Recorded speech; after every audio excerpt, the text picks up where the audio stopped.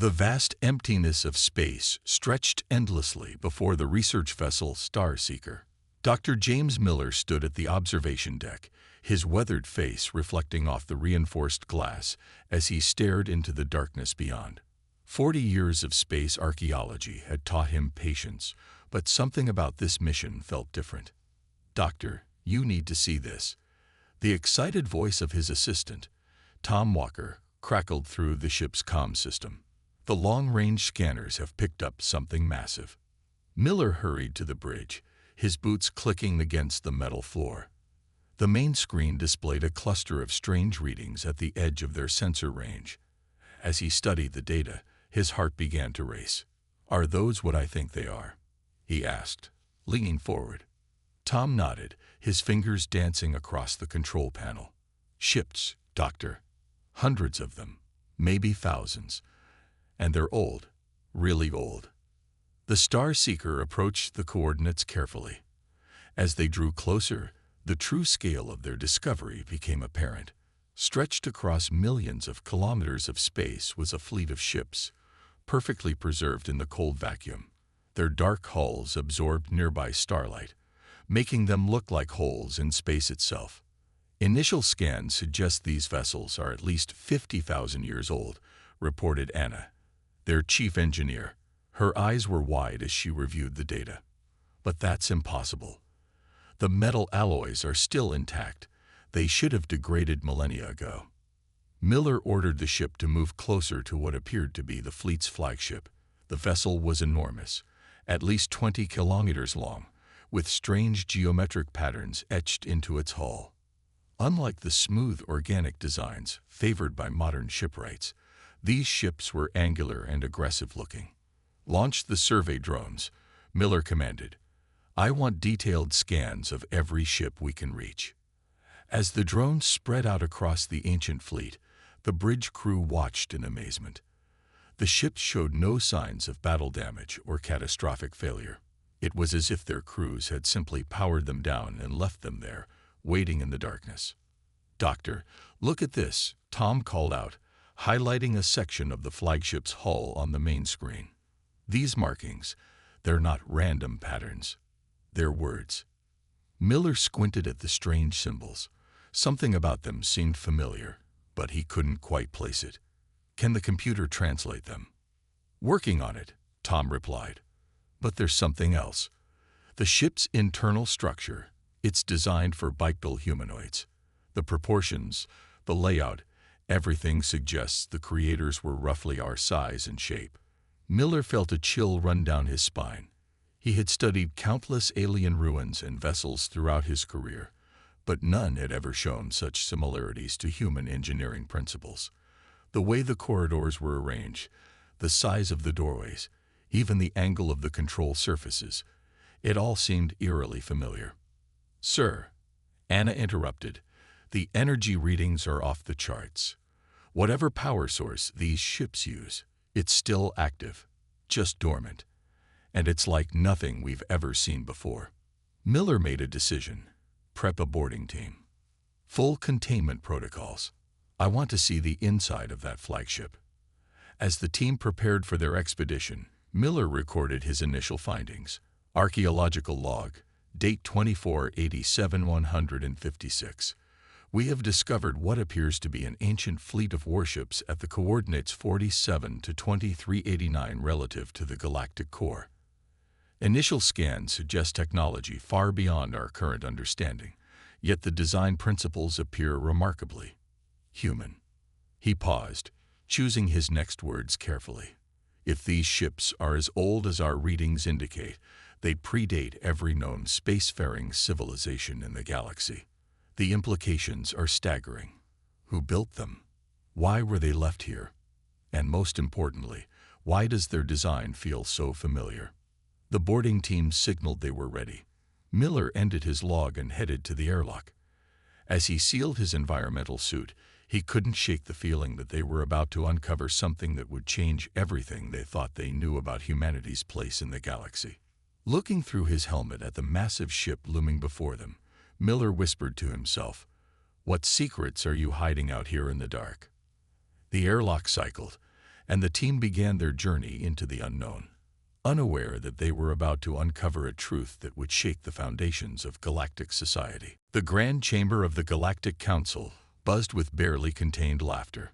Dr. Miller stood at the center of the massive circular room, surrounded by representatives from 30 different species.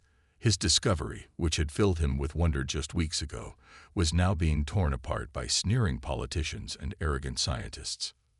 "These primitive vessels," spoke High Counselor Rex of the Highborn, his silver skin gleaming under the chamber's lights, "are hardly worth our attention." His long fingers waved dismissively at the holographic images of the ancient fleet floating above the chamber floor. "With respect, Counselor," Miller replied, keeping his voice steady, "these ships contain technology we can't even understand yet. The power readings alone are clearly malfunctioning," interrupted Professor Green of the Stellar Collective, her crystalline form shifting colors as she spoke. "No technology from that era could possibly remain functional. Your instruments must be faulty." Tom Walker, standing behind Miller, gripped his data pad tightly. They had spent weeks documenting everything, preparing the most detailed report possible. Now these aliens, with their supposed superior intelligence, wouldn't even look at their evidence. "Perhaps," drawled another counselor, "the good doctor has spent too much time alone in space." This drew more laughter from the chamber. Miller took a deep breath and pressed a button on his remote. The hologram changed to show the internal scans of the flagship. "Look at the engineering principles used here. The way the ships are designed. They were built for crews just like us. Humanoid crews."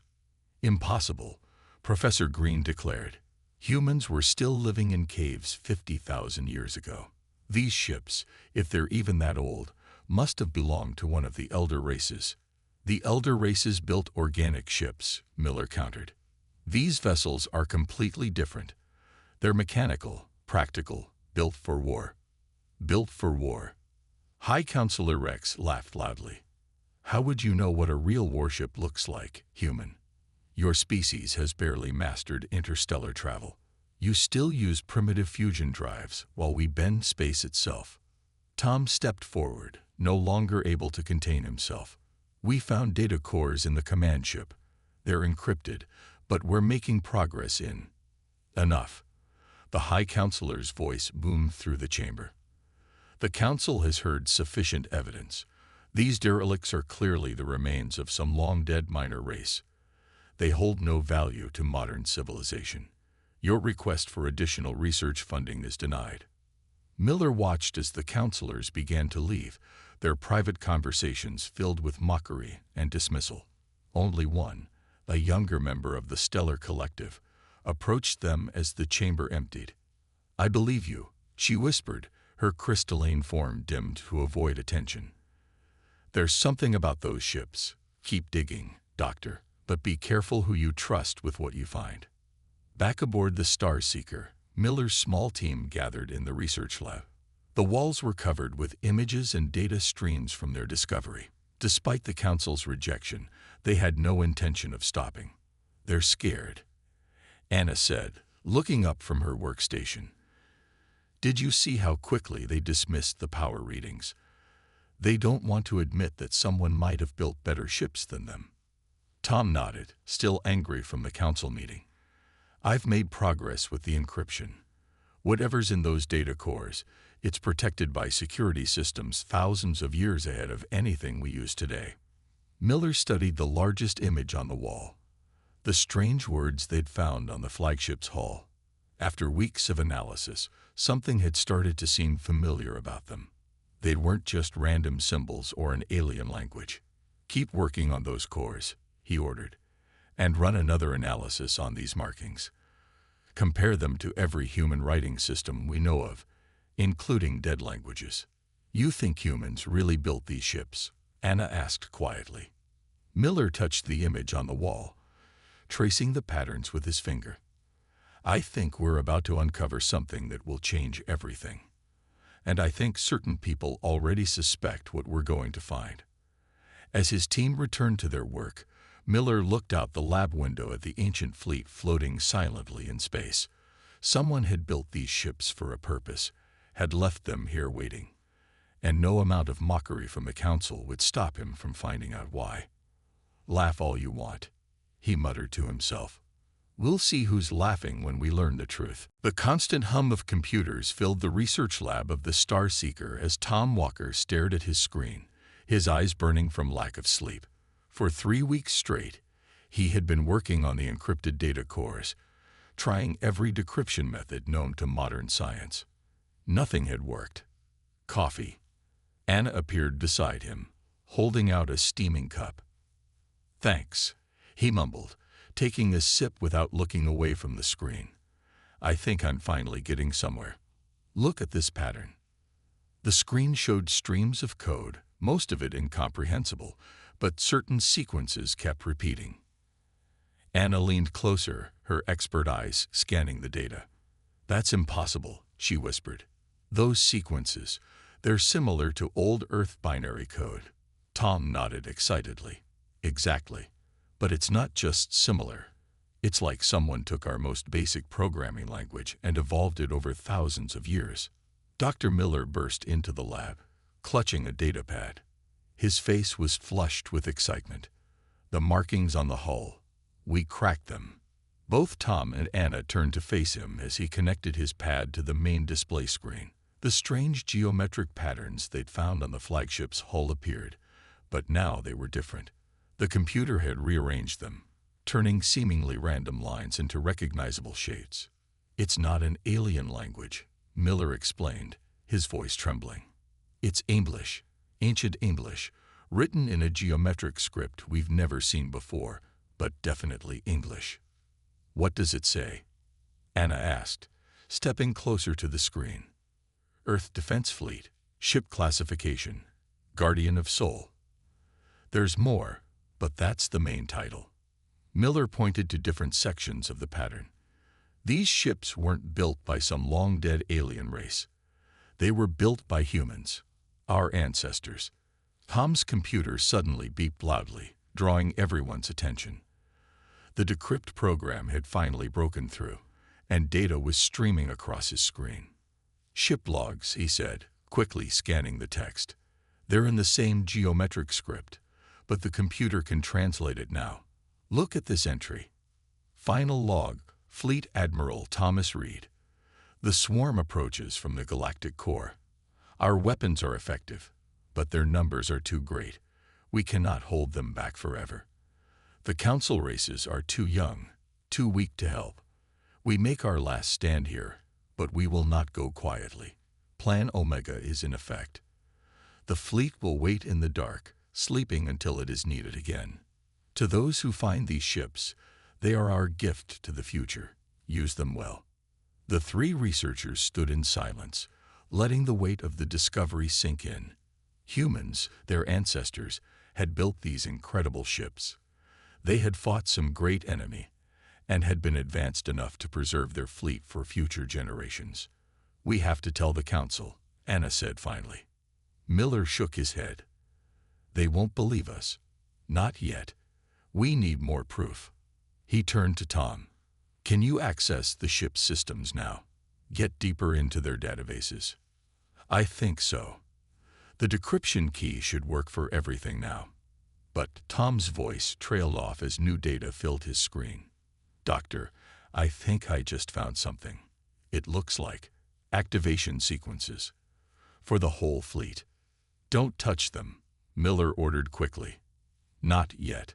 First, we need to understand exactly what these ships were built to fight. What was this swarm they mentioned?" Anna, who had returned to her own workstation, called out suddenly. "Doctor, you need to see this. I'm picking up strange readings from the galactic core. Something's moving out there. Something big." Miller looked at the sensor readings, then at the ancient ships floating outside their windows. A chill ran down his spine as he remembered the log entry. "The swarm approaches from the galactic core." "Keep working," he told his team. "Download everything you can from those data cores. If what I think is happening is really happening, we're going to need every bit of information these ships can give us." As his team worked frantically at their stations, Miller walked to the observation window. The ancient fleet stretched out before him, silent and dark, waiting for its moment to awaken. They had thought these ships were just an interesting archaeological find. Now he was beginning to understand. They were something far more important. They were a warning, and possibly humanity's only hope for what was coming. The grand chamber of the Galactic Council was no longer filled with laughter. Instead, panic gripped the assembled representatives as emergency reports flooded in from the outer systems. Colony 7 has gone dark, announced a trembling aide. That's the 5th world we've lost contact with this week. High Counselor Rex's silver skin had lost its shine, now a dull gray from stress. Show us the latest battle footage. The central hologram displayed scenes of horror, massive organic mechanical ships, twisted combinations of living tissue and dark metal, tore through the most advanced defensive fleets like they were nothing. Their weapons ignored shields, their hulls repaired themselves, and their numbers seemed endless. The swarm, Miller whispered from his observer's seat.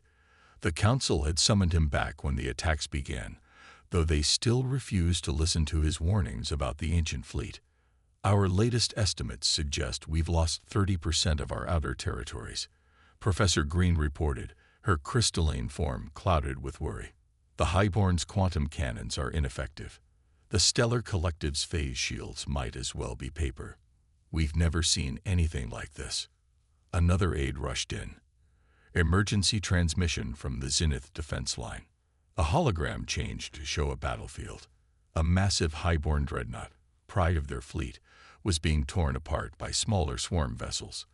As they watched, the mighty ship's quantum core detonated, taking dozens of enemy ships with it, but hundreds more simply took their place. How many ships have we lost? Rex demanded. Over 2,000, High Counselor. The enemy. They adapt to our weapons after only a few uses. Nothing works twice. Tom Walker, standing behind Miller, leaned forward to whisper in his ear. Doctor, the ship logs we decoded. They predicted this. The swarm returns every 50,000 years, like a cycle. Miller nodded grimly. He'd spent weeks studying the ancient records. Humanity had faced this enemy before, had nearly been destroyed by them, but had found a way to fight back. The fleet they'd left behind wasn't just a collection of powerful ships. It was the culmination of everything they'd learned about defeating the swarm. Counselors. Miller stood up, his voice cutting through the panic. We have a weapon against them. The ancient fleet. Silence. Rex roared. Your primitive derelicts cannot help us now. We need real solutions. Another emergency signal interrupted them.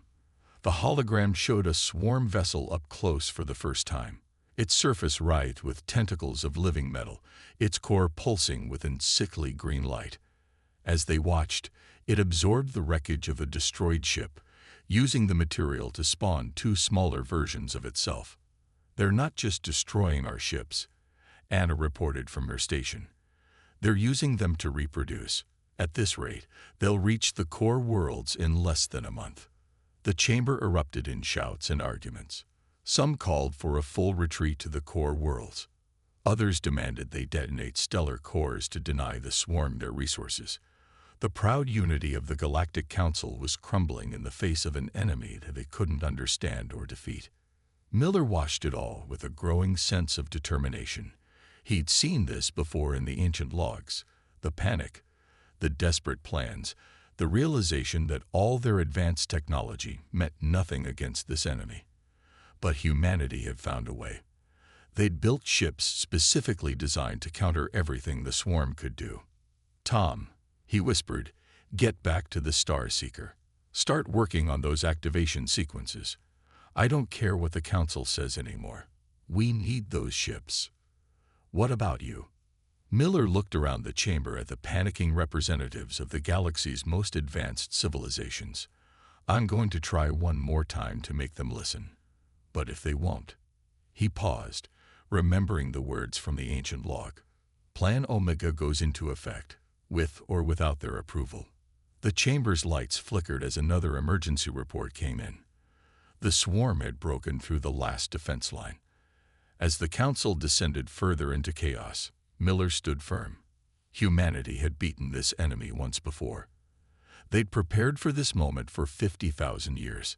It was time to wake up the fleet. Deep within the ancient flagship's command center, Miller, Tom, and Anna worked furiously at the newly activated consoles. The ship's internal lights had finally come on, casting a soft blue glow throughout the massive bridge. Final encryption layer breaking now, Tom announced, his fingers flying across the geometric control surfaces. The ship's AI core hummed to life, projecting a holographic interface that filled the bridge with streams of data. Playing main data record, the ship's computer announced in perfect, unaccented English. A hologram shifted, showing a recording of a man in a uniform unlike anything they'd seen before. "This is Admiral Reed's final message," the recording began. "To whoever finds this fleet, if you're viewing this, it means the swarm has returned. Everything we built, everything we created, was for this moment." Miller watched, transfixed, as the Admiral's message continued. 50,000 years ago, humanity stood at its peak. We'd spread across 1,000 worlds, built wonders that would last millennia. Then we detected the swarm emerging from the galactic core. The hologram showed scenes of ancient battles, massive fleets engaging swarm vessels in conflicts that spanned entire solar systems. The human ships in the recordings matched the design of the fleet they'd found. "We learned their weaknesses," Reed's recording continued. "Their biomechanical nature made them vulnerable to specific energy frequencies. Their adaptive abilities could be overwhelmed by weapons that changed faster than they could evolve. But most importantly, we learned they operated like a true hive. Destroy their command nodes, and their drones become disorganized." Anna gasped as schematics appeared, showing weapons and defensive systems far beyond anything the current Council races possessed. "These ships, they're not just powerful. They're specifically engineered to counter everything the swarm can do." "The Council races of our time were young," Reed explained. "They couldn't help us fight. But we knew the swarm would return when these civilizations had matured. We built this fleet not just to defend humanity, but to protect all sentient life." Tom's console beeped urgently. "Doctor, I found something else. These ships, they're not just warships. They're teachers. The database contains everything humanity knew about fighting the swarm." The Admiral's image smiled sadly. "We couldn't save our civilization. The war depleted our resources, scattered our people, but we could save the future. These ships carry the best of what humanity achieved: our technology, our knowledge, our determination to survive against impossible odds." More data streamed across the holographic displays. Battle tactics, weapon specifications, detailed analysis of swarm behavior patterns. 50,000 years of preparation, waiting to be used. "The fleet's AI is fully autonomous," the Admiral continued. "But it will only accept commands from human operators. It was our final safeguard, ensuring these weapons would only be used to protect, never to conquer." Miller understood now why the ships had seemed so familiar. They weren't just built by humans. They were built to be used by humans. Every system, every design choice was based on human thinking and human instincts. "Doctor," Anna called out, "the ship's sensors are active. They're tracking the swarm's movements. These vessels know exactly where the enemy is and what they're doing." The Admiral's recording reached its end. "To our descendants, this is your inheritance. Use it wisely. Show the galaxy that humanity's greatest strength isn't our technology or our weapons, but our will to stand against the darkness, no matter the odds." The hologram faded, leaving them in silence. Miller looked around the bridge, at the systems humming to life after 50 millennia of sleep, at the displays showing battle plans created by their ancestors. "Send a message to the Council," he ordered. "Tell them we know how to fight the swarm. Tell them humanity built these ships, and humanity will use them again." Tom nodded, but then paused. "They didn't believe us before. Why would they believe us now?" Miller smiled grimly as he settled into the admiral's chair. They don't have to believe us. They just have to watch what happens next. He placed his hand on the main control panel, and the entire ship responded to his touch, recognizing him as human. It's time to wake up the fleet. The void of space lit up as thousands of ancient engines flared to life simultaneously. What had been a graveyard of dark, silent vessels transformed into an armada of light and power. The flagship's bridge thrummed with energy as system after system came online. Fleet activation at 60% and climbing, Tom reported, watching in awe as more ships powered up. The AI is running full system checks on each vessel. Everything's working exactly as it should. Miller stood at the command station, surrounded by holographic displays showing the status of each ship. 50,000 years of dormancy hadn't affected them at all. The ancient humans had built them to last. Multiple council ships approaching, Anna warned. They're demanding we shut down the fleet immediately. The main screen showed a group of highborn warships moving to surround them. High Counselor Rex's face appeared on the communication display, his silver skin almost white with rage. "What do you think you're doing?" he demanded. "Power down those vessels at once. You have no authority to." Miller cut him off. "Counselor, the swarm has destroyed half your fleet and taken a third of your territory. In the time we've been talking, they've consumed 3 more systems. These ships are built to fight them, and they'll only respond to human commands. You can either let us help, or you can watch your civilization fall." As if to emphasize his point, emergency alerts flashed across their screens. The swarm had broken through another defense line, destroying dozens of council ships in minutes. "Fleet activation at 85%, Tom announced.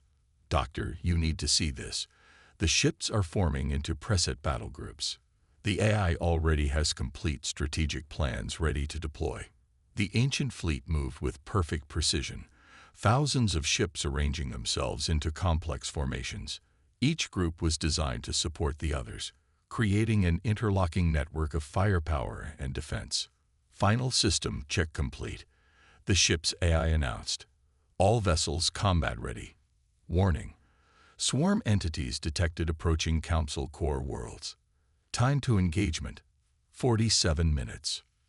Miller looked at the tactical display. The swarm's advance seemed unstoppable, their biomechanical ships consuming everything in their path. But now, for the first time, humanity had the tools to fight back. "Send broadcast to all council ships," he ordered.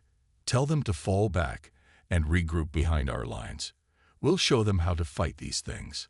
The flagship's weapons came online. Systems that made the Council's most advanced technology look primitive. Quantum phase cannons, adaptive shield arrays, and weapons that could rewrite their own energy signatures faster than the swarm could adapt. "Doctor," Anna called out, "the AI is uploading tactical data to the Council ships, showing them the swarm's weak points, teaching them how to coordinate their attacks with ours." High Counselor Rex's image reappeared, his expression now showing a mix of humility and desperate hope. Perhaps we were wrong about your ancestors, Dr. Miller. What do you need from us?" "Have your ships form up behind ours," Miller replied. "Watch how we fight them. Learn. The swarm can be beaten. Humanity's done it before." The ancient fleet moved forward as one, accelerating toward the approaching enemy. Each ship's systems were perfectly maintained, their weapons charged, their crews replaced by advanced AI that could react faster than any living pilot. "All ships report ready," Tom announced. "Battle formations locked. The A suggests we begin with attack pattern Omega-7. Miller nodded, remembering the tactical data they'd studied. Omega-7 was designed specifically for the swarm's opening attack patterns, using their aggressive nature against them. "Signal the fleet," he ordered. Tell them what humanity's back." The command center hummed with power as the flagship led the charge. Behind them, the council ships watched in awe as the ancient fleet moved with impossible precision and coordination. "Time to contact," 5 minutes, the AI announced calmly. Miller stood straight, feeling the weight of 50,000 years of preparation behind him. His ancestors had built these ships, had given everything to ensure humanity would have a chance against the darkness. Now it was time to use their gift. All ships, he commanded, weapons free. Show them what humanity can do. The ancient fleet surged forward, ready to write a new chapter in galactic history. Space erupted in a display of power never before seen in the galaxy's history. The ancient human fleet met the swarm head-on, their weapons releasing streams of energy that shifted and changed faster than the eye could follow. First wave of swarm ships breaking apart, Tom reported from his station. Their adaptive shielding can't keep up with our weapon modifications. The AI is changing attack patterns faster than they can evolve. Miller watched the tactical display as the battle unfolded. The ancient fleet moved like a single organism, each ship supporting the others in perfect coordination. Where the Council's most powerful weapons had barely scratched the swarm, the human vessels cut through them with surgical precision. Council ships are in position, Anna announced. They're following our tactical guidance, targeting the weak points we identified.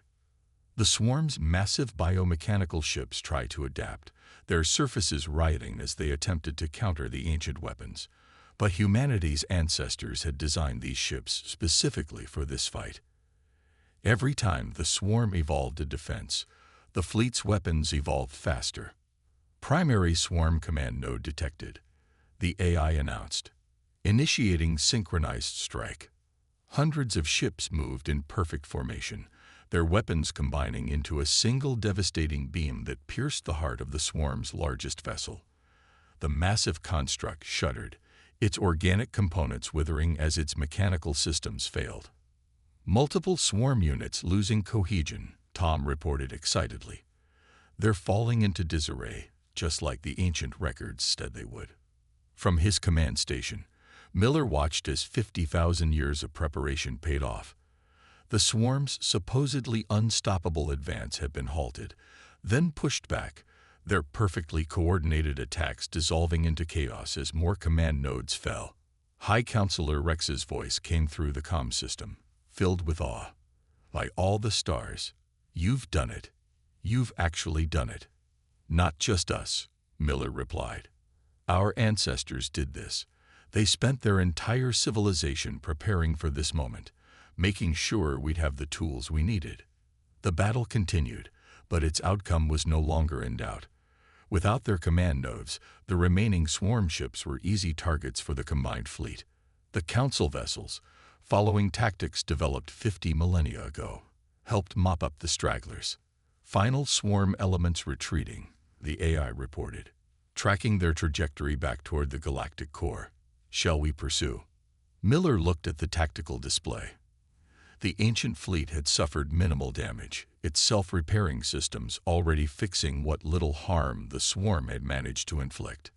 No, he decided. Let them run. They'll remember this defeat. They'll remember humanity.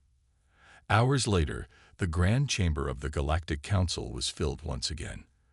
But this time, there was no mockery, no dismissive laughter. The assembled representatives watched in respectful silence as Miller presented the full history of the ancient fleet.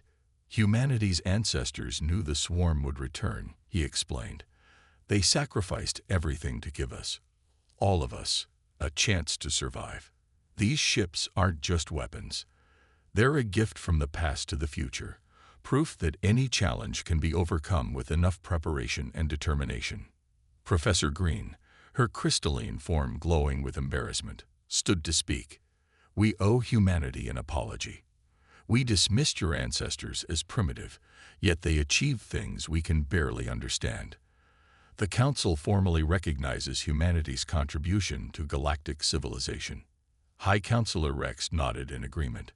The ancient fleet will remain under human control, as its builders intended. But we hope you will help us learn from it. Teach us what your ancestors knew. Miller smiled, thinking of the vast database of knowledge stored in the fleet's computers. That was always their intention. They built these ships to protect all sentient life, not just humanity. We'll honor their legacy by sharing what they left us. As the council session ended, Miller stood at a window, watching the ancient fleet floating proudly in orbit. Their long wait was over. They had served their purpose, saving not just humanity but the entire galaxy. Ready to head back to the fleet? Tom asked, joining him at the window. Miller nodded. There's still so much to learn from what they left us. And who knows, maybe the swarm isn't the only threat our ancestors prepared for. The ancient ships gleamed in the starlight, no longer forgotten relics but living proof of humanity's greatest achievement.